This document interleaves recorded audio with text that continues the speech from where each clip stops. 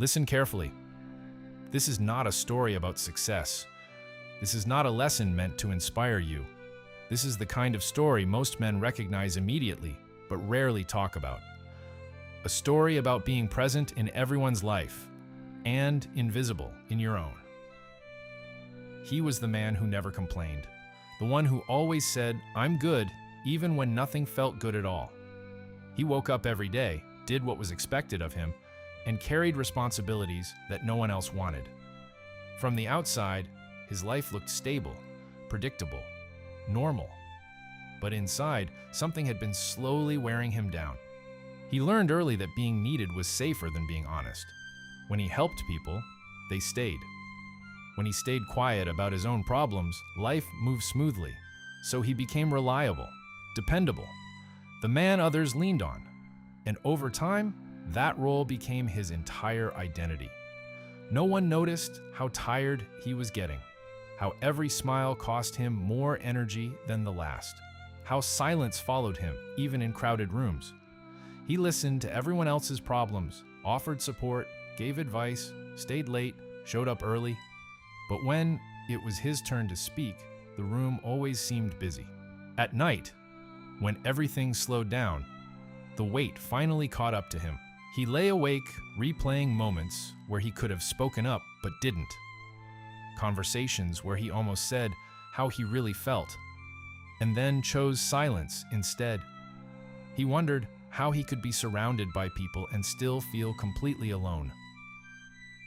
The most painful realization came quietly. He noticed that people didn't check on him unless they needed something, that his absence would be felt only when a task went undone, not when his presence was gone.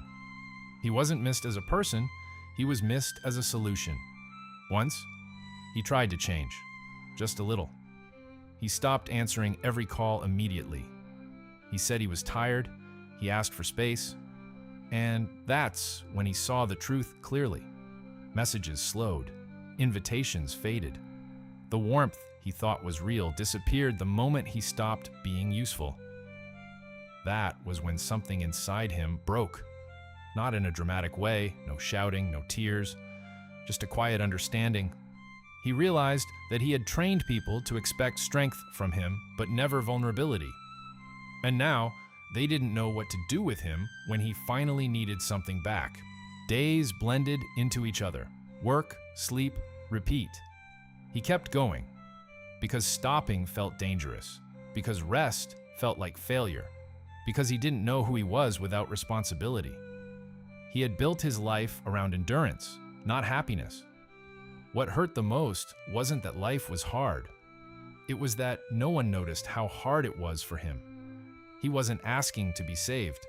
He just wanted to be seen, to be asked a simple question and know the answer actually mattered. One evening, sitting alone after another long day, he finally admitted something to himself. He wasn't exhausted because he worked too much. He was exhausted because he was carrying his life alone. Because he had been strong for everyone else for so long that no one remembered he was human too. This story doesn't end with everything magically getting better. There was no sudden transformation, no applause, just awareness, painful, honest awareness. He understood that some people will stay as long as you give and disappear the moment you stop.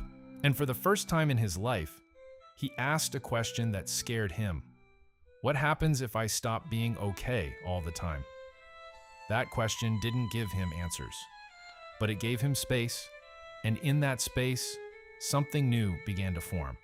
Not anger, not bitterness, just a quiet decision to stop abandoning himself for people who never learned how to stay. Some men don't break loudly. They fade slowly, and the saddest part is most people only notice once there's nothing left to take.